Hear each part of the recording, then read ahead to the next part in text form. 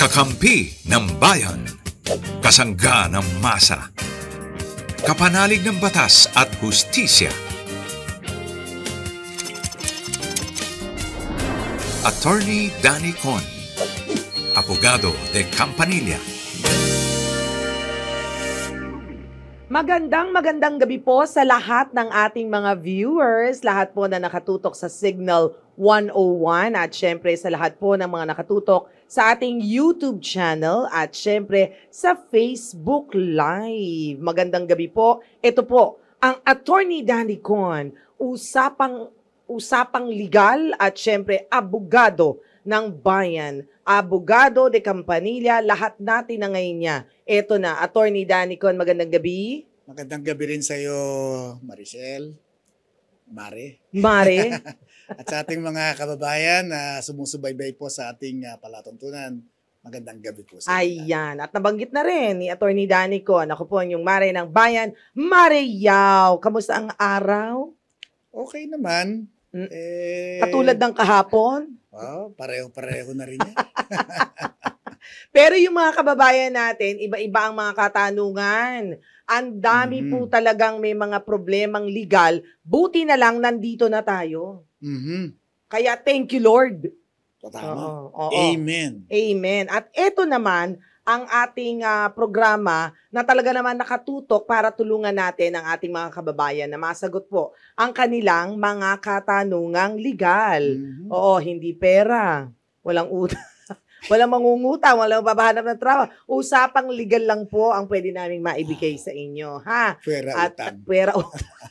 Pera utang, ha? At syempre, hindi lang yan, ha? Marami rin hong mga public service kayong pwedeng isang guni sa amin dito sa aming programa. Tama ba, Attorney Danny Con? Tama. O, eto na, magpro-promote na tayo, ha? Promote na natin kung saan sila pwedeng tumawag sa atin. Sa ating Globe, 0954-310-0331. Ayan, ulitin natin, 0954-310-0331. At sa Smart, ayan. Smart na users, 0961-770-8807. Ayan, kaya mag-text na kayo o kaya naman ay pwede kayong tumawag sa amin para personal nyo nang makausap si Attorney Danny Con, ha? Okay, eto naman ang ating joke. Ready ka na? Sige. O baka mukha ko lang joke na sa'yo. Hindi naman. Hindi naman. Okay, Hindi naman. yan gusto ko sa'yo eh. na love natin to partner natin. O, eto na ang ating icebreaker at lawyer joke. Okay. Bakit hindi nababaha ang opisina ng mga abogado? Bakit? Grabe hindi daw nababaha yung opisina mo. Talagang hindi mababaha yung opisina mo kasi nasa 35 floor ka eh. Ha? Nasa 35 floor ka ba? Nagbabaha din sa top floor. Ganon. Nagbaha nagbara yung drain. Diba? So, Okay. Takot lang nila. Alam nyo ba bakit? Bakit Kasi daw? nga, natatakot ang tubig. Baka singilin din sila. Talagang talagang ang mga abogado, kung Hindi ako nagsulat nito ang tingin nila talagang, sigil lang ng sigil. Okay, In sige. short, taga lang ng taga. Wala akong sinabi Ngayon, yung mas malalaki ang singil, ang taga nun sa leeg. Ay, gano'n. Sa leeg ang taga. Hindi, diretso kaya, ospital yun? O ganyan? O diretso morgue? Oo. O cremate agad? Ano ba yun? Hindi sa cemetery. Cemetery. Okay, sige. Eto na po ang mga katanungan ng ating mga kababayan kasi syempre, alam mo, Attorney Danny Con, kung wala tayo, tumatanggap pa rin ang ating staff and crew na magagaling dito ng questions. At kaya yung mga itinext po ninyo sa amin ngayon, pero hindi po namin nasagot dahil kinapos po tayo ng panahon, ay hindi naman po namin ito susunugin. Sunog agad? Ipipila lang natin. Okay, pipila. Pipila Okay, lang. sige. Eto na. Si Angel. Ganda ng pangalan, Angel, ha? 25 years old. Siya ay taga Marikina. Pwede po ba na maging tagapagmana ang isang ampon? Uy, teka muna, ha? Ikaw pala, hindi ka bumabati muna dun sa mother-in-law mo tsaka mother mo. Oo nga. Naalala ko tuloy yung ampon eh. O yung aking Oo, baka favorite maging ampon ka, mother-in-law. tandaan mo. O sige, ang isang ampon ng pamilya at ilang porsyento ang makukuha niyang mana. Ang sagot po dyan ay depende kung ang batang pinalaki ay inampon ng legal.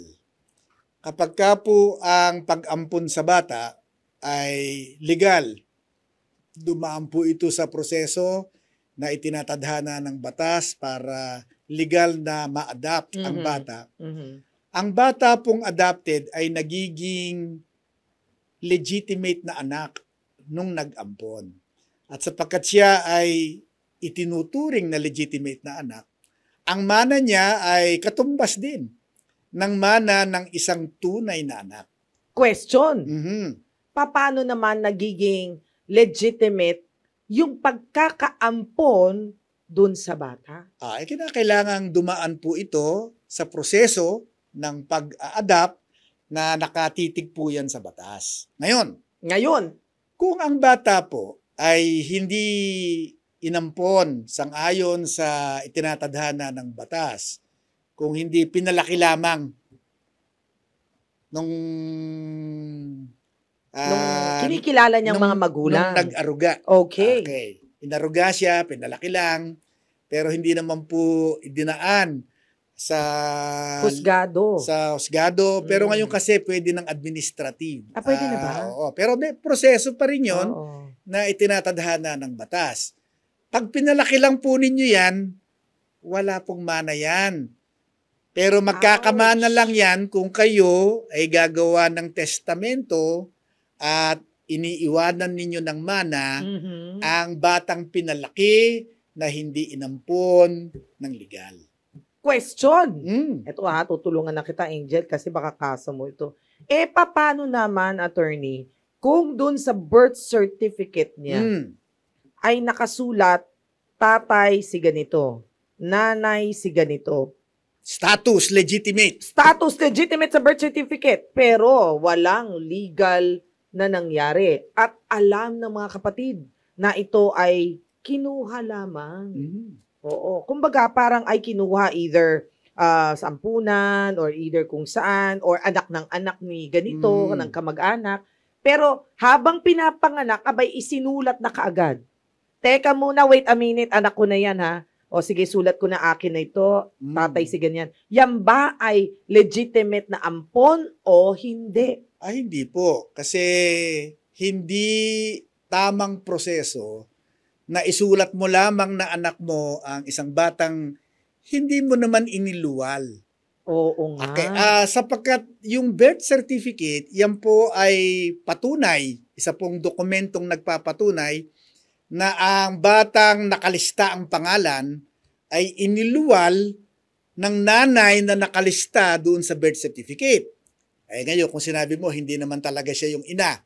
Oo. Falsification yun. Ay, may kaso ka pa. May kaso yun. Ang tawag namin doon, simulation of birth. Yan. Okay, kasi pinalalabas mo na nanganak yung isang babae ay hindi naman nanganak. Sapagkat hindi naman talaga niya anak, ay paano naging adopted? So, ibig sabihin. Hindi ganoon ang proseso ng pag-a-adopt. Pangalawa, hindi rin niya naging tunay na anak sapagkat talagang hindi naman niya tunay na anak. Okay. Hindi magmamana yun. Ouch, ang sakit nun Hindi magmamana yun. Kaya kayo po, kasi maraming mga Pinoy, shortcut umiiwas sa gastos. Oo, shortcut. Attorney, pag mag-a-adapt kami, kay attorney pa lang, sa inyo pa lang, ang laki na ng gastos namin kaysa sa gagastos pa kami, yung kapitbahay ko na nagtatrabaho sa Civil Registrar's Office. Ipinasok na lang na gano'n. Pinasok na lang gano'n. Nilalagay nga ang pangalan ko doon. Pumirma na nga ho kami ron kami magulang krimen po yun. Falsification of a public document po yun. Yun simulation of birth. Ang tawag namin doon. Pag ginawa nyo yan, pwede po kayong makasuhang kriminal at pwede po kayong makulong. At yung bata po, kawawa. Mabuti ng mabuti kung gagawa kayo ng testamento at yung batang inampun nyo nang sa ganung paraan, makapagmana. Iniwanan nyo doon sa testamento nyo. Pero kapag ka po yung batang yan, iniwanan ninyo at nag-isa hindi na-adapt ng tunay, ay nakugu na po yan. I-insist ng mga kamag-anak na naiwanan ninyo na walang mana yan. At ang magmamana dyan ay kapatid nyo, Nako. pamangkin nyo. Ouch. Yan po ang magmamana. So talagang ayusin natin yung dokumento Apo. dahil yung talagang pinakamamahal mong anak ay talagang walang mamamana ni Opo. isang kusing. At At ang pag perang kawawa, pinag-uusapan, walang kapakapatid. walang bakit parang magulang. nagbago isip mo, no? Ay, parang nagbago ang itsura mo. Sabi ko, pag pera pinag-uusapan, wala talaga, no? Wala. Away-away nga sa pera, yan. eh. Pagka pera, pinag-awayan maganda. yan. Kaya po, para hindi po maging kawawa, Okay. yung inyong inaruga at tinuring yung anak, ampunin na po ninyo ng tama. Alright, if I'm not mistaken, attorney, noong panahon pa natin na nagkakaroon tayo ng pag-uusap dun sa dati nating istasyon at nagkaroon tayo ng pagkakataon. Kilala mo naman si Boyet, Si Attorney si Boyet. Del Prado. Del Prado. Oo, at saka sila Attorney Claire ang kasama natin doon. Mm. Pero may nabanggit dati na nagkaroon ng amnesty. Tawag ba doon amnesty? O kung saan pwede na hong irehistro yung mga batang inaruga ninyo dahil nga meron akong isang kasong naging ganito at nagtanong sa atin. Dahil lagi ko katabi si Attorney Danicon. Syempre alam ko na. Sabi ko, hindi pwede yan. Pero nagkaroon ng amnesty na pwedeng magpapatunay ang barangay, ang DSWD, pumunta lang kayo doon sa pinakamalapit na... Siguro, ano bang amnesty yan? Ano ba yung parang amnesty na hindi Kasi na... kanina, hindi ba ang sinabi ko, pagka po inilista nyo yung bata, pinalabas yung anak ninyo, krimen yun eh. Krimen. Okay. Ang tanong, ano ho ang gagawin namin? Oo nga, kasi nga ganun na eh. Okay. Pagka po kasi ililista namin ngayon yung bata, di para po kaming kukumpisal na may kasalanan. Na meron na kaming krimen na ginawa. Totoo Okay, kasi gagawin po nating i-regularize po natin yung dokumento ng batang pinalaki nyo. Correct. Siyempre, para ma-regularize yung dokumento ng bata, mangungumpisal naman sila doon sa kasalanan kanilang ginawa. Di matatakot. Pagka ho pala naman ginawa namin yun, makukulong ho kami. Hindi na lang ho namin gagawin. Okay. Para po maingganyo naman ang mga magulang na gumawa ng ganitong kasalanan before, naglabas naman po ng amnesty, gumawa ang Kongreso. Kung saan, lahat ng lalabas na may ganitong kasalanang ginawa at i-regularize na nila yung dokumento ng bata, ay hindi nakakakasuhan. Absuelto. Pero tapos na yung amnesty. Tapos na ba? Tapos na yung amnesty. Oh no. Pero anyhow, at tandaan ninyo yung sinabi ni Attorney Danicon. Ito naman, si Poncho, 36 years old, ng Malabon City. Ano po ang pwedeng gawin? Dahil ayaw po kaming palabasin, ang dami may ganyan, ng ospital, dahil ayaw po kaming, dahil hindi po namin na-settle ang balanse sa ospital. So, parang hino-hostage sila sa loob ng hospital. Maraming ganyan, attorney. Well, alam mo yan, siguro daanin muna natin sa biro. Sa totoo lang, may mga na-ospital na hindi makabayad. Totoo naman. Doon sa kanilang medical gastos. Yeah. Nung sila ay na-ospital. Di nung medyo magaling na, ang sasabihin nung pasyente, uwi na ho kami. Kasi kung hindi ho kami lalabas, lalaki po ng lalaki ang bill namin dito. Sabihin naman ng ospital, hindi ho kayo pwedeng umuwi. Bayaran mo muna ninyo yung natitira. Ngayon, dalawang klase yung tao. Yung isa, di okay po kasi wala naman akong pagkain sa bahay. Dito, pagka meron akong higaan dito, meron akong may aircon ako dito. Oo nga. Sige dito ho ako titira. Why not? Why not? Okay, yung iba naman. Ginusto mo yan, Di ba?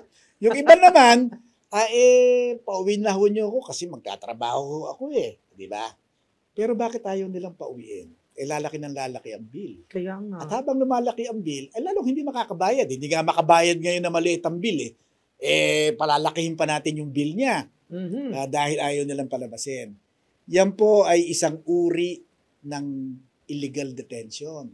Kaya po yan may batas na ipinasa ngayon na bawal yan. detention? Yes, illegal detention yan. Malaking Kaya- offense yan, ha? Alam mo kung bakit? Kasi nga, pinagbabawalan na ngayon ang mga ospital, mga clinic, na huwag palabasin ang mga pasyente ng dahil sa hindi pagbabayad ng medical bill. Ayan. Kasi minsan kahit sabihin na natin na buhay yung pasyente, kahit patay, hindi nila binibigay yung bangkay. Ay, pag gano'n? Mm-mm. Kasi mas malaki, may gastos din yung bangkay. Lalagay nila sa Cold morgue, storage. sa cold storage. Ano? Oo. So, Okay. minsan, hindi rin nila binibigay yung bangkay. So, pag sinabi mo bang illegal detention, kasama bangkay? Hindi naman. Pero, ang alam ko, meron ding batas na nagbabawal dito. Oo. Okay. Alam mo kung bakit? Kasi kung hindi kukunin yung bangkay,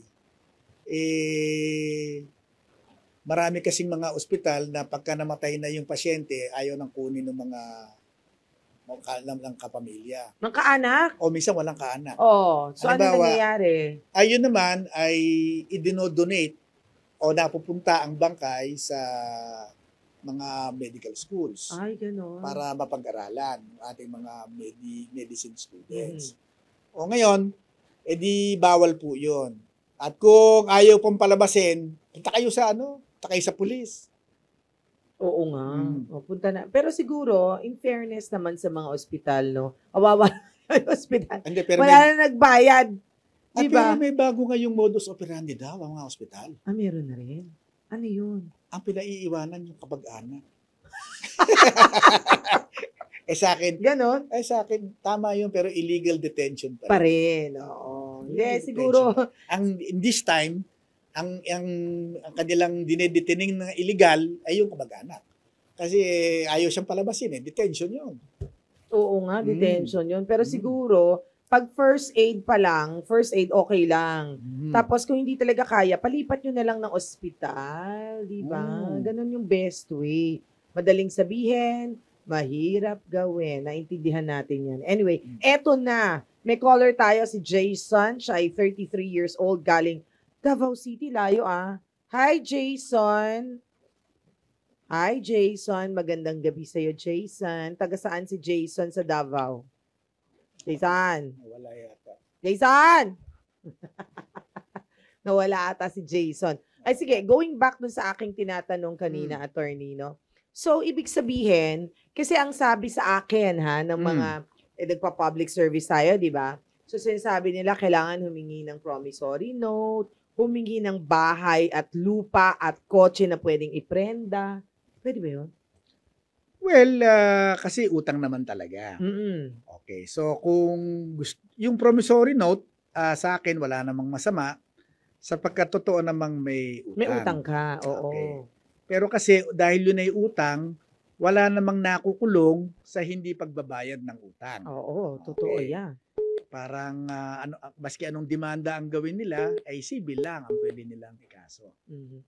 Okay. O, andyan na ba si Jason? Naririnig ko na yung tut-tut-tut-tut ni Jason. Jason, magandang gabi sa iyo, Jason. Nawala na naman si Jason. Yung isa naman, Ito na yung lang, ito nakapila. na lang. Meron tayong text message dito na si Mina. 48 years old, galing Taguig City or taga-Taguig. Nakipaghiwalay po ang anak ko sa boyfriend niya. Ang problema po ay ikinalat po ng lalaki. So in short, babae yung kanya. Mm. Di ba? Mm. Ikinalat po ng lalaki sa social media ang intimate photos nila. Buti pa nung panahon mo, wala eh. Di ba, Walang no, social attorney? media. Wala nung panahon mo, no? Walang social Oo, media. walang social media.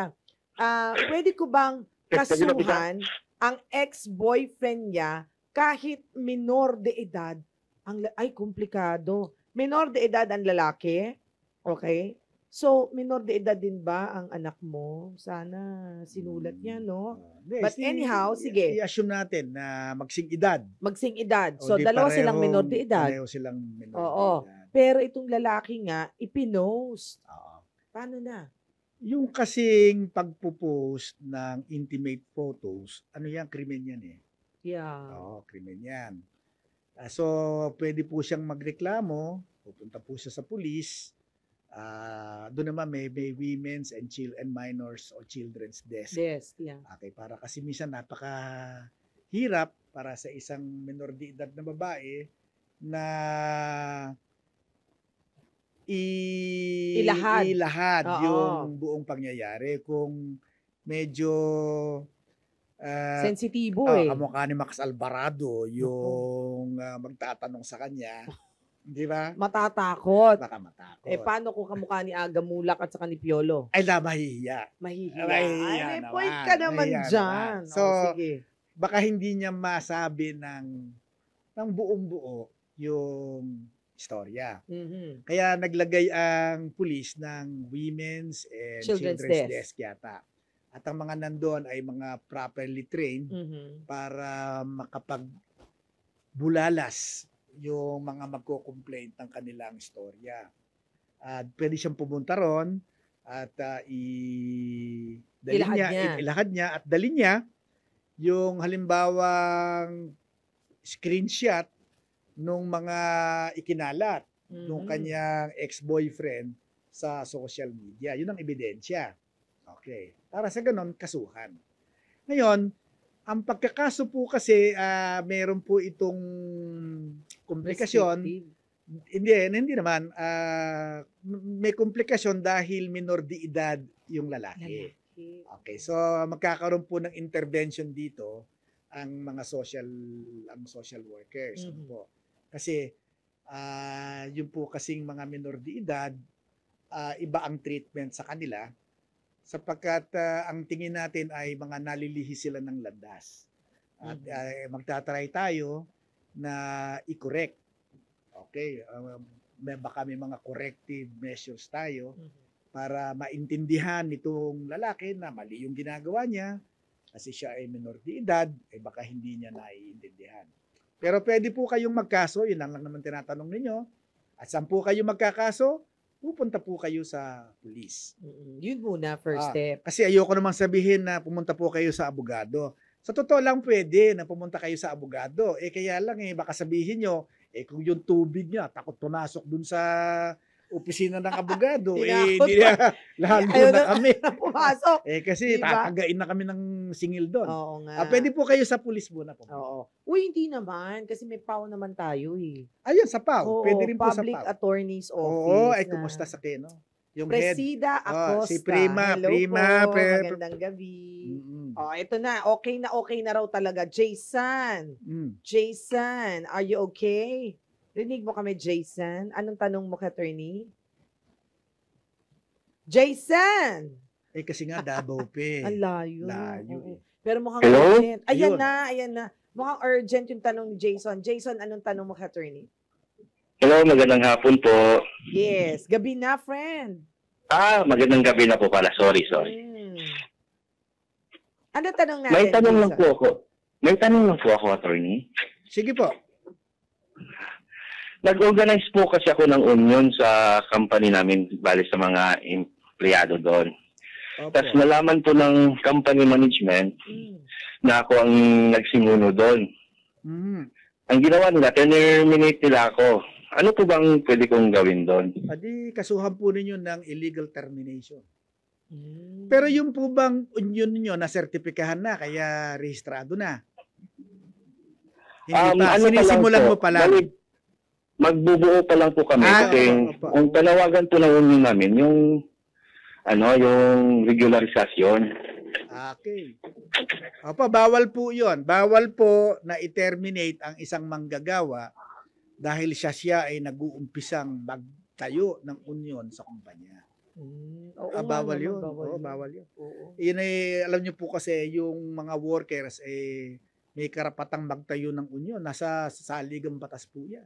Tanong lang muna natin kay Jason. Jason, ilan ba kayo sa kumpanya ninyo? Meron ba kayong 10, 5, 20, 100? Mga lagpas po kami 50 po. Pwede lagpas na. 50. Pwede na yan. Meron bang ganun? Yes, minimum? may minimum number ng empleyado na inaalaw ang batas para magtayo ng union. Kasi kung tatatlo tayo, mag-union tayo. Sabi ko nga, dalawa 1, 2, 3, 4 Kaya sa One, tapos two, three, yan, four, kung marami, kamukha niyan 50, nagkakaroon niya ng union certification. So magbobotohan yung mga Miyembro, yung dapat. mga empleyado Ah. kung sino-sino ba yung sasapi doon sa unyong itinatayo. Okay. Kapag ka ang number niyan is less than a certain number, Mhm. ay hindi matatayo yung union. No? In short, kailangan yung union, rehistrado talaga siya. Saan? Sa labor. Sa labor. Sa Okay. Department of Labor. Pero yung sa kaso mo, Jason, bawal nga daw, sabi ni attorney, illegal daw yung pagte-terminate sa'yo. Nang walang basihan dahil nalaman Yes. lang nila na ikaw ay isang isang empleyado nagtatayo ng union. oo, Opo. at ikaw yung Aha. makibaka. Bawal daw yun. yan. So, kinakailangan Oo. po ninyong magsampa ng kaso. Sampa ka na ng kaso. Ngayon, ang pagkasampu po ng kaso sa NLRC yan, Mm-mm. hindi po kinakailangan ng illegal termination eh. Hindi po kinakailangan ng abogado ron. Oo nga. Aha, Diretso aha. yan. Diretso form lang kayo. Pupunta lang kayo doon sa Oo. NLRC at magsasampa kayo ng complaint doon. Ilalagay lang nyo yung pangalan ng employer ninyo, address, at ang sasabihin nyo ay illegal termination dahil ako po ay nagtatayo ng union. Baka naman pinagpahinga ka lang dahil feeling niya may sakit ka. Hindi ganon. Talagang tanggal, tsugi, ganyan. Most likely, ganun. Hindi naman po, ganun. Oo. Oo. Kaya siya tinanggal kasi nag-union siya. Dahil mag-union siya. Mm. O, sige. Okay ha, sundin mo si attorney ha. Wala namang Ito, palang abogado. Sige, ha? thank you, Jason. Maraming salamat po, attorney.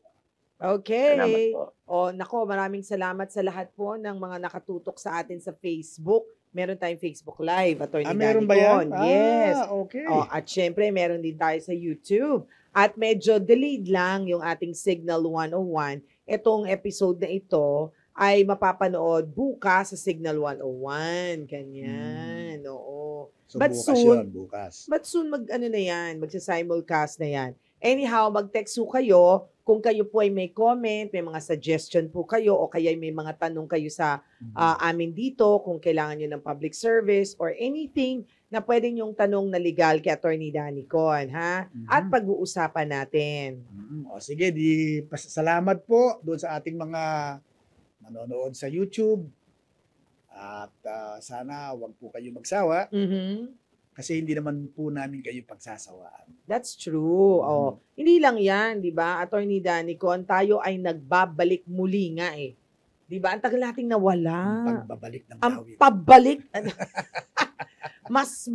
mas mabangis. Parang pelikula Diba? yun, ang Oo. pagbabalik ng lawit. Ikaw naman, alam mo naman ang Tagalog mo, malalim. Ako hindi naman ganun kalalim ang Tagalog ko. But anyhow, sabi nga namin, abangan nyo po muli kami every day, 7 o'clock in the evening, ha? 7 p.m. Ayan. Okay. Halos kasabay na natin sila sa sa hapunan. hapunan. Oo. Sabi naghapunan kayo, nood-nood tayo at makakadagdag ng inyong dagdag kaalaman. Okay? So, until tomorrow, Attorney Danny Con.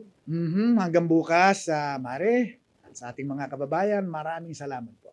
Again, ako po yung Mare ng Bayan, Mare Yao. Attorney Danny Con, ang abogado de Campanilla ng Bayan. Hanggang sa muli. Bye, everyone.